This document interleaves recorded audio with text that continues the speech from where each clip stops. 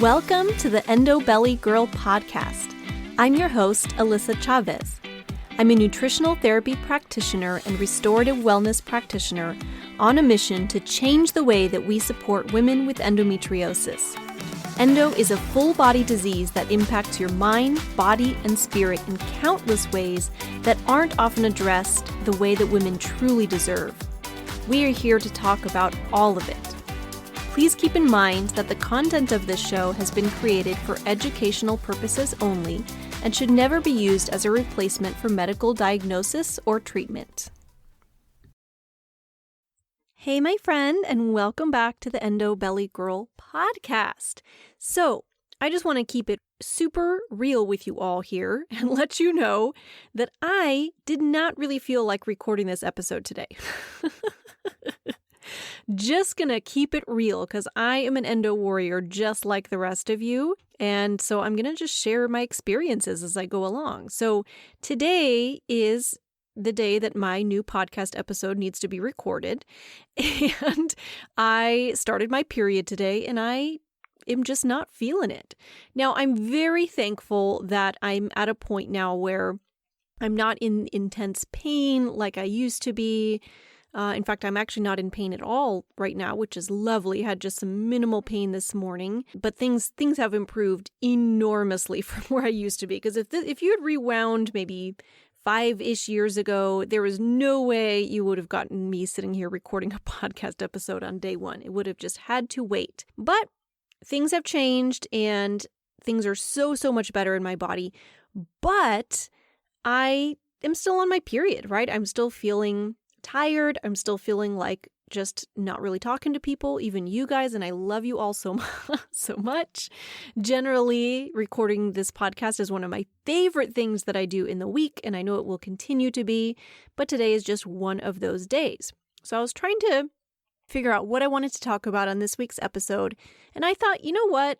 Why don't I just share what I'm doing right now? Literally what I'm doing today and have been doing the last few days to prepare for my period coming and then the things that I do during my period. Now, I had recorded an episode the other day, a couple weeks back, that was all about supporting endo flares. And so this is kind of a good add-on to that because that was episode number 79. So just a couple episodes back, if you want to go listen to that one, that was more about supporting pain when you're in the moment. That can relate really to flares anytime, not just when you're on your period, but I know many people experience a lot of pain during your periods. But these are really the things that I do just kind of cyclically to support my body and things that just feel really good for my body when I am about to start my period or starting my period like today. And so I just wanted to share some of what I actually do, some of the things that I incorporate into my own life in hopes that it will be helpful for you. So we're going to go through the 6 things that I do on a regular basis, and I tend to do most, if not all of these things, starting a few days before my period starts, maybe even up to a week, depending on, if I remember to. But I found that all of these supports just help my period to go so much better. And I'll kind of talk through as I go through these different strategies that I'm going to talk about, how I use them, and kind of when I start.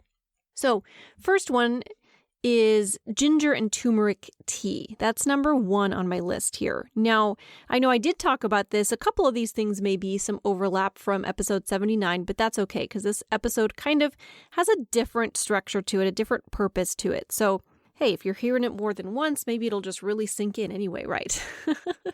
So I love ginger and turmeric tea. Honestly, I like it just in general. It's something that I'll sip on throughout the month. But particularly in the days leading up to and during my period, I love me some ginger and turmeric tea. I really like Traditional Medicinals brand. I always make sure that I have some of that on hand. I know there's other companies that do that too. I like theirs largely because it's organic. It's also just easy to find in stores. But ginger and turmeric are 2 powerful anti-inflammatories. And so if you don't know this already, your period is naturally an inflammatory process in your body. ovulation is as well, by the way. So this can relate to ovulation as well if you're one of my endo friends who gets more pain around ovulation, which I know some of you do. So if we can help to calm some of that inflammation, that can help to calm pain. And bonus, it's also a great support for digestion. So this has kind of been an ongoing thing for me that I've slowly been working on. It's definitely gotten better, but I tend to have some digestive issues during my periods as well. So part of this for me, just to give a little backstory, I had endo surgery, my excision surgery back in 2022. And at that point in time, my surgeon did a wonderful job. She removed a whole lot. I had severe stage 4 endometriosis, and she did an excellent job. I feel like I had a pretty smooth recovery and things were generally pretty good. But she did tell me pretty much as soon as I woke up from surgery that there was a spot affecting my appendix as well as the ileocecal valve, which is that valve that connects the small and large intestine to each other. There was a large piece of endometriosis, for lack of a better word, endometriosis lesion, and some adhesions and stuff kind of wrapped around that area, that she had wanted to bring in a colorectal specialist to help her with that. And so at that point in time, back in 2022, I was actually supposed to schedule another surgery, a secondary surgery, bringing in a colorectal specialist. And full disclosure, I never did that. It's a long story, and I'm not going to unpack all of that today, but it had to do with insurance and just not able to find a doctor that I really connected with. And then my surgeon ended up moving to a different practice. It was a whole thing. So anyway, long story short, I didn't end up doing that. And at this point in time, I feel like I've done so much work to support my body in other ways that I'm not sure, at least at this moment in time, that that's something I'm even going to need. So, but that being said, the one time that I do seem to have some ongoing issues is when I'm on my period. I do have some digestive issues that go on. And so the ginger and turmeric tea actually is helpful in supporting my digestion as well as just an anti-inflammatory. So if you're also somebody who maybe gets more bloated around your periods, maybe you have stool issues, some people will even get more constipation in the late luteal phase because progesterone can sometimes contribute to constipation. So if that's you, sipping on the ginger in particular can be helpful with that. It can be a great digestive support as well. So it's kind of a multi-purpose thing. So I love to keep that tea on hand. I think it's wonderful.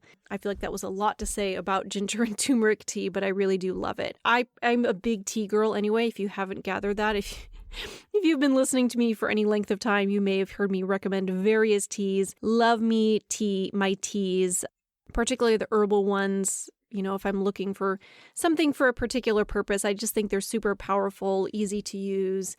I love the comfort of just having a nice hot mug in my hands. I just love that. So if you love that too, awesome. You can also, of course, just use fresh ginger and turmeric and put them in some soup or something like that. There's other ways to do it if you're not a big tea lover, but I really recommend the tea.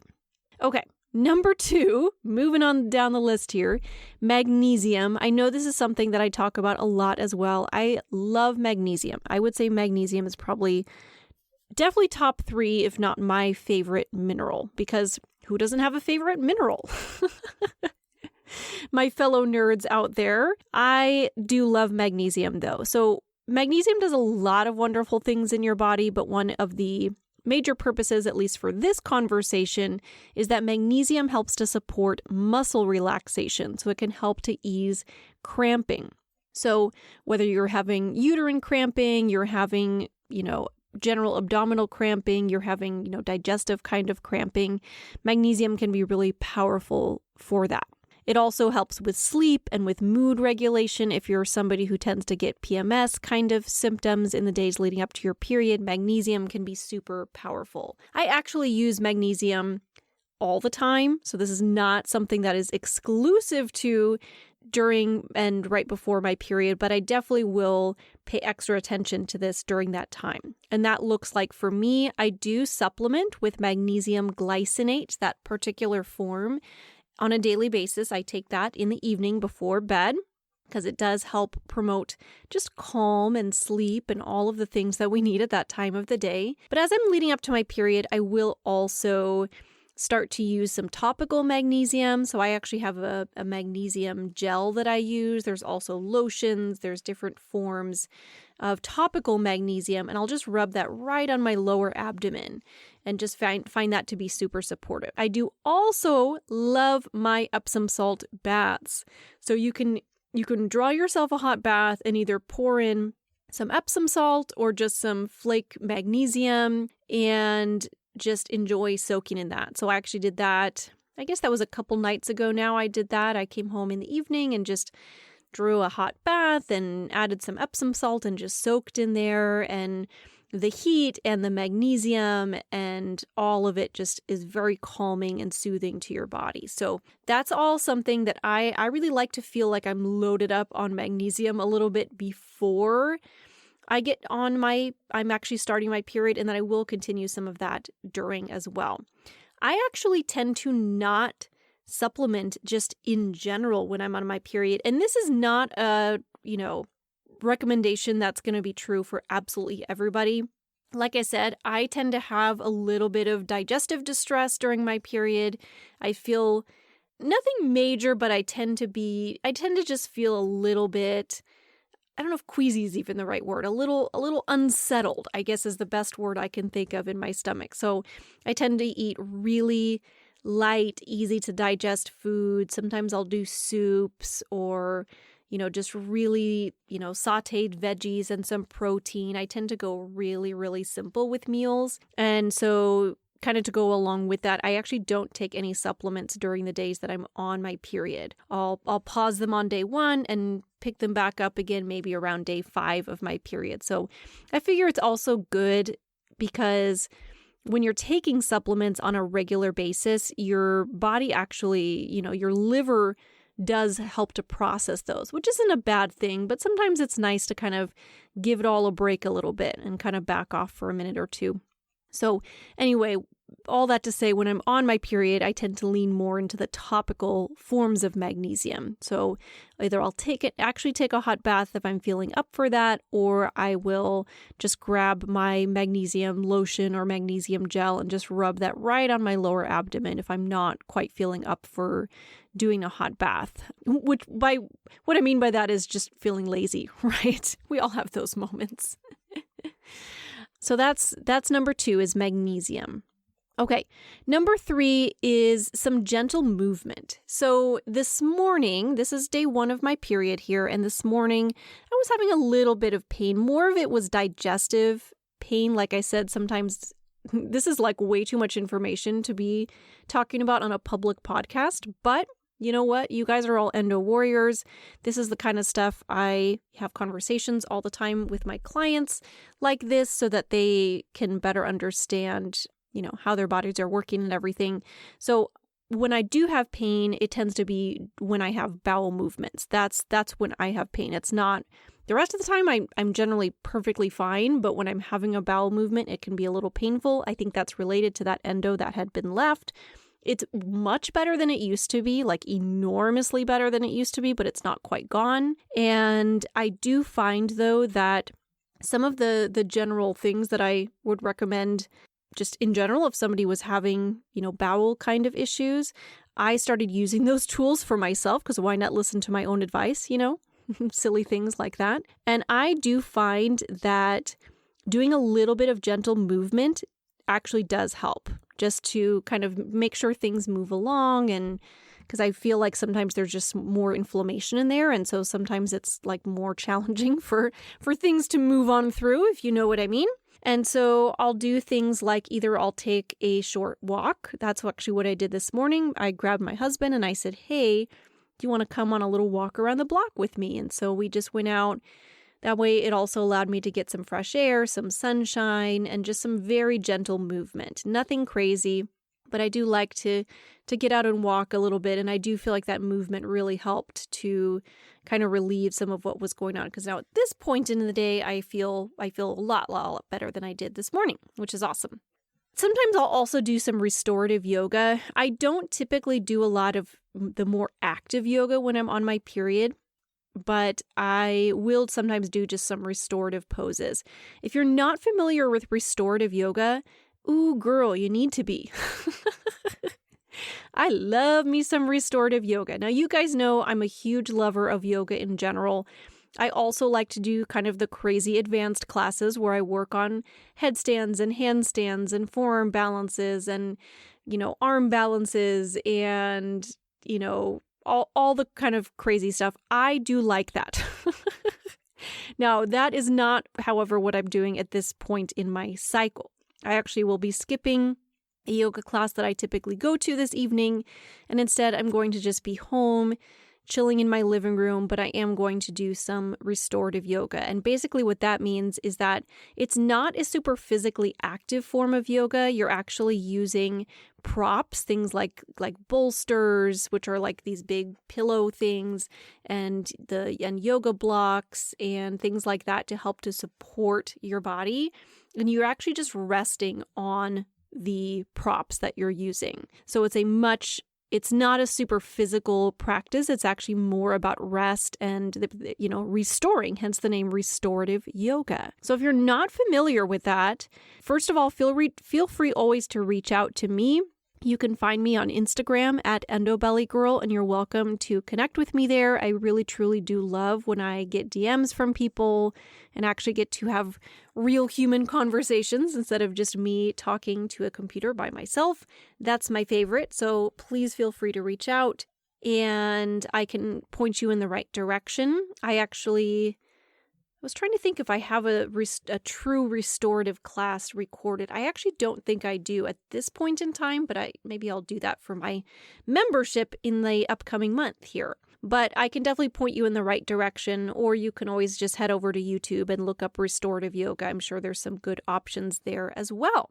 And sometimes if I'm just really not feeling like I want to move my body a whole lot, even just, breath work, like sitting down or lying down and just taking some nice deep belly breaths can be really great as well. And again, these are all things that I'll do during my period, but also in the days leading up to my period, right? So I'll make sure that I'm walking, that I'm doing it's maybe not quite restorative yoga in the days leading up to my period, maybe just some gentle type yoga. And I feel like it really sets the stage for having a much better period when I've gotten movement in. I find the times if I've just been sitting a whole lot and haven't really been moving my body, I actually tend to get more period pain. So just wanted to throw that out there. Now, I know if you're really having a lot of pain, because trust me, I have been there. Like I said, I'm in an enormously better place now. I have not always been here. So once upon a time, I know moving my body just really physically wasn't an option when I was on my worst days. So that's where just like deep breathing might be your version. And that's okay too. You do what you can, right? Okay. Number 4 on my list is and this is a big one for me because honestly, this has been a challenge for me. It still is a little bit. Number 4 is rest and actually give myself a break. Here's what I used to always do during my periods. I used to basically tell myself that if I took time off just because of my period, that I was being weak, that this is why women have a hard time moving ahead in the world because we're always, taking time off just because we have a period. This is something that happens every month. I'm just going to have to deal with it. Now, most of these are things I said before I knew I had endo. But honestly, even since I've been diagnosed, it's been hard to reframe that. It's been hard to change that mindset because it was so ingrained in me, I think. And, I felt like I was so strong when I would just push through. I'm tough. And I'm also a bit of a perfectionist. Recovering perfectionist, I like to say. And I'm also somebody who really likes to hold up obligations. Hence me recording this podcast episode when I didn't really feel like it. Although, I guess that's maybe both a blessing and a curse. Because on the positive side, now you get a podcast episode to listen to. Okay, maybe I'm still working on this a little bit, but that's okay. we're all really a work in progress at the end of the day, right? But I do really truly allow myself more space when I'm on my period. Since I'm not having a ton of symptoms like I used to during my periods, I'm able to do some stuff. I don't have to be completely couch bound or bed bound, but I do, like I said, my energy level's a little lower. Sometimes I have some digestive stuff going on. And so I like to keep my calendar a little bit more clear. So that means if I'm looking ahead on the calendar and I see that my period's coming up, I might keep that a lighter day or just not see clients on that day if that's possible. I will do things like I'm going to do just the necessary items on my to-do list, and the rest is just going to have to wait a day or two. And just be okay with that. Be okay with saying no to things. And I find that what's really helpful for me to just get through my period in a happy, healthful way is to allow myself actual time to rest. And this is hard for people. But we have to realize that as women, we are actually cyclical beings. We are not built like men who are just kind of the same day after day after day. Their testosterone cycle is a 24-hour cycle. From morning to night, that's really the cycle of their hormones. Women, however, are very different. If you look at what the hormones are doing throughout your cycle, it varies quite a bit. And of course, when your period begins, basically your hormones drop off a cliff, right? That's a large part of the reason we feel tired, and, maybe the digestive picture changes a little bit, all the things that come up. Well, your hormones just dropped off a cliff. Your body didn't need them anymore. And it's actually the drop of those hormones that really kicks off your cycle, your period. So really, your body's asking for some rest during that time. So I find that I feel my best when I just allow my body what it needs. Instead of pushing myself through and making myself work just as hard as I would any other day, I instead give myself a little bit of space. So like what that looked like for me today, I tend to struggle more in the mornings than anything, and then I'll feel better by late morning, early afternoon at the latest. And so I just allowed myself space. I just so happened that I didn't have anything on the calendar today anyway, in the morning anyway. So I allowed myself just to chill. I had a couple of tasks to do this morning, and then I just lie down on the couch and read a book and snuggled with my dog for a while. And then I got up and took that little walk with my hubby. And then I came back and, was starting to, took a hot shower and everything, and was starting to feel a little bit better, and I said, you know what, I think I'm going to go ahead and knock out a couple of tasks, like recording this episode and all the things that I need to do for the day during the point of the day where I feel like I have more energy. And then I'm going to cut my day short. I'm going to stop working early, and I'm going to give myself some time to actually take some deep rest this evening as well. Enjoy a nice dinner and actually allow myself to rest. Maybe I'll take a nap. Maybe I'll do some of that restorative yoga, something along those lines. But allowing myself deep rest definitely allows my periods to go better, but I think also just helps my entire upcoming cycle to feel better. I feel like my whole follicular phase and ovulation and everything goes better when I allow myself to actually rest when I'm on my period. So, had to share that one. All right. Number 5, I tend to focus on red meat and even organ meat. Yes, you heard that correctly. During the days leading up to and during my period. Red meat and organ meat. Now, I know that red meat is a little bit of a hot button topic in general, but especially in the endo world as far as whether or not to eat it. I'm not going to really get into that discussion today, but I did want to just share my personal experience because I actually didn't eat red meat for about 15 years. Long time I did not eat red meat. I stopped eating all meat actually when I was about 16 years old, went full vegetarian, and then had an experience in my early 20s where I was just really struggling with fatigue and just started having some health issues that shouldn't be happening when you're, 21, 22 years old. So I started reincorporating some fish and some poultry into my life and did that for a while. I think it was actually just fish first. Later on included some poultry. And I stuck with that for many years. I think it was probably another 10-ish years that I did that. And then heading into my early 30s, I want to say it was somewhere right around 30 years old, I decided to make the shift to start to eat red meat again. And this is after I'd gotten my endo diagnosis and everything. And I just wanted to kind of see how I felt when I was eating red meat. And you know what? I actually felt a lot better. Now, I'm not saying that everybody needs to eat red meat. We all have different journeys, different stories, different things going on in our life. I'm just sharing my own personal journey and what's been helpful for me. And I have found that eating red meat, I feel more just satisfied in general. I'm not saying that I eat it every day or anything, but when I do, I tend to feel more satiated. I feel like I have more energy levels in general. And I feel like I just generally feel better when I include red meat in my diet. So, and I think it's important to realize also that we have different nutrient needs at different points in our cycle. And red meat can actually be super supportive around this time because it's very rich in iron, right? And iron is something that we very much need, especially when you are getting rid of your uterine lining and then you're going to be growing a new one very shortly after. Getting in some good iron stores is super important, right? Especially if you tend to have really heavy periods, getting some red meat in your system can be super helpful.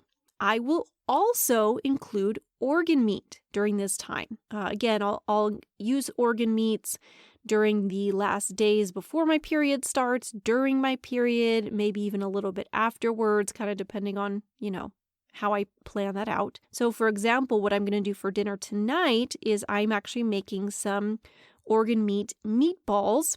Actually, full disclosure, they are pre-made frozen meatballs, which is perfect when you're on your period and don't actually feel like doing much cooking. I have made stuff like this by hand, or from scratch, I should say, but sometimes it's nice to have that shortcut, and I'm totally going to take that today. So there's a brand called Force of Nature, and they make some wonderful ground meat blends. So they have a blend of meat with also a small percentage of organ meat. I really like their stuff. It tastes good. Like, I actually think it's more flavorful, if I can say that word, than just traditional ground meat. I genuinely do. My husband likes it. Like, it generally tastes good. I don't know that I could sit there and just eat a liver. That sounds not very appetizing to me. But doing the organ meat blends, I do find to be good. I enjoy that. So Force of Nature they make just the ground meat blends of different meats. They do it with beef, with chicken, I think they do like bison. They have some of those other kinds of meats as well. But what I'm eating tonight is actually some meatballs. So they actually make pre-made frozen meatballs. They are gluten-free. And they have that nice blend in there. And so all I have to do is throw them on a baking sheet and pop them in the oven. I'm going to make a little pesto sauce with that and saute some veggies or something, and that will be dinner. So super easy to throw together. And the organ meat is just super, super nutrient dense. So they're rich in iron and zinc and selenium and B vitamins, right? So many of these nutrients that we need. And so, they're good for you anytime, by the way, but I just will particularly focus on them around my period. I will also say that those organ meat blends, they're a bit pricier. You're going to pay more for the organ meat blends than you are for just the regular ground meat. So that's partly why I don't do it all the time, just because it can add up. But I will kind of make a special purchase for this time of the month when I feel like I really need that extra nutrients, extra support. But organ meats are actually one of the most nutrient-dense foods on the planet. Super wonderful for you if you're open to that. Okay, at number 6, I'm going to make this one short and sweet. I eat the damn chocolate. I eat the chocolate when I'm on my period. If you don't know this, chocolate is high in magnesium. We need magnesium when you're on your period. We already talked about that. And if you're craving chocolate, it may just be a sign that you need some magnesium. So I just listen to that and I eat some chocolate and I enjoy it and it's delicious. And it also brings me a whole lot of joy. It puts a smile on my face. And so I eat the chocolate. There you go. Short and sweet. All right, let's do a quick little recap and then we will wrap up this episode so you can get on back to your busy day, my friend, or maybe not so busy if you're taking some time off for your period. Some downtime, some rest time. So number 1 was ginger and turmeric tea. Number 2, magnesium. Number 3, movement, restorative yoga or some gentle walking. Number 4, actually rest and give myself a break. Number 5, red meat and organ meat. And number 6, eat that chocolate. All right, I hope that's helpful for you, my friend. I would love to hear if you try any of these and you find it to be supportive in your own life. Please reach out and let me know. If you enjoyed this episode, please take a brief moment to pause what you're doing and leave a review in your favorite listening platform. Truly, it means the world to me when I get those reviews. Makes my day. I love to hear what you think about the podcast.